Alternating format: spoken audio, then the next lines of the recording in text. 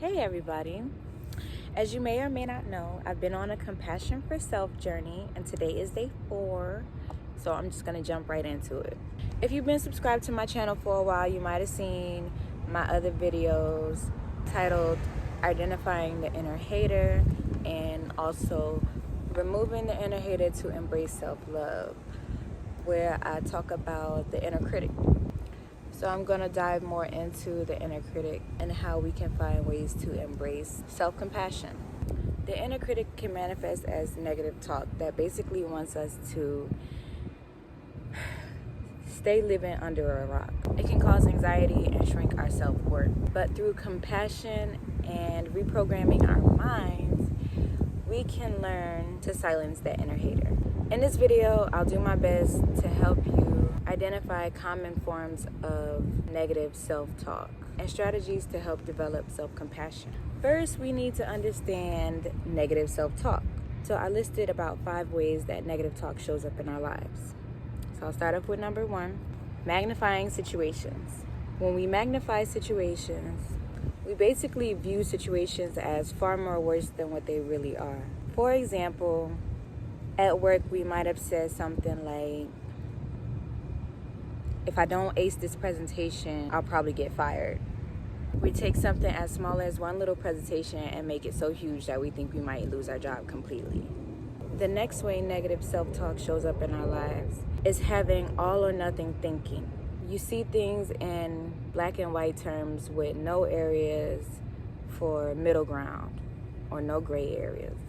For example, if I don't run a complete marathon, if I don't run a perfect marathon, I'm a complete failure. The third way negative talk shows up in our lives is personalization. This is where we take unnecessary responsibility for events that are outside of our control.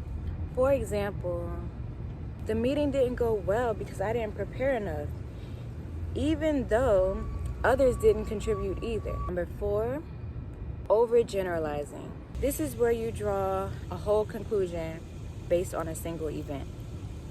My example for this would be, well, that last relationship didn't go very well, so maybe I'm just not meant to be in a relationship.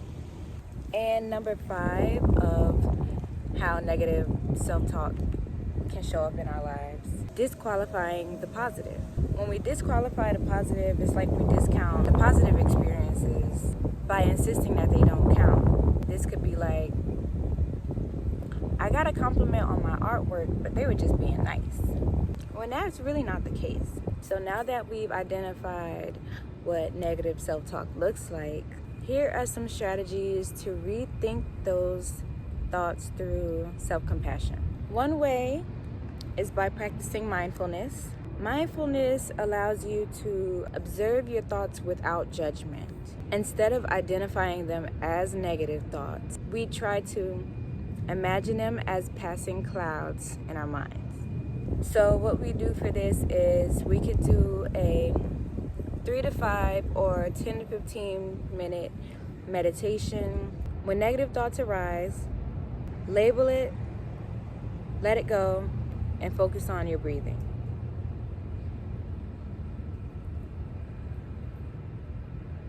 The second way to show ourselves self-compassion is to challenge the inner critic or the inner hater. Instead of accepting them as negative thoughts, ask yourself these questions. Is it true? What evidence do I have to support or dispute these thoughts?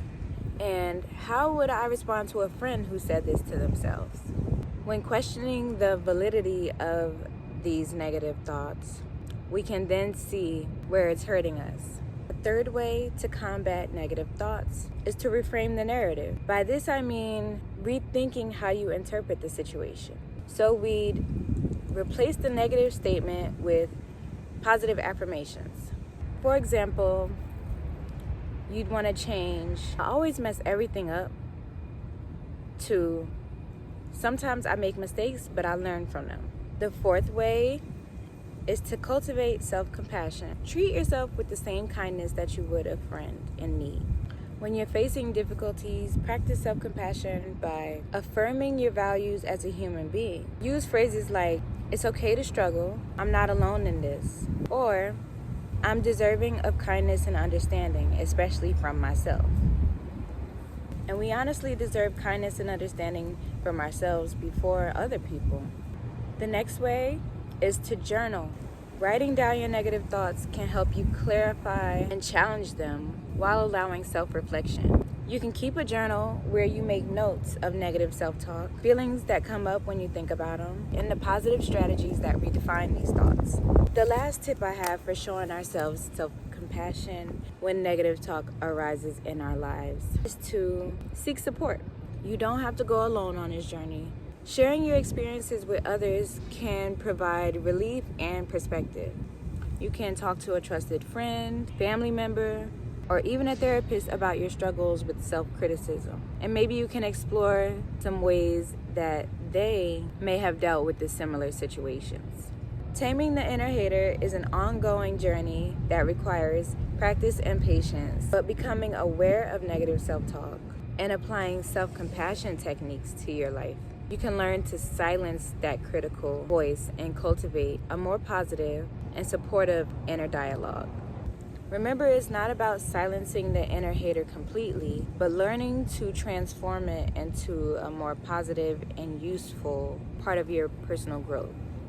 Through this journey, you'll not only promote greater self-compassion, but also a deep connection with yourself and others.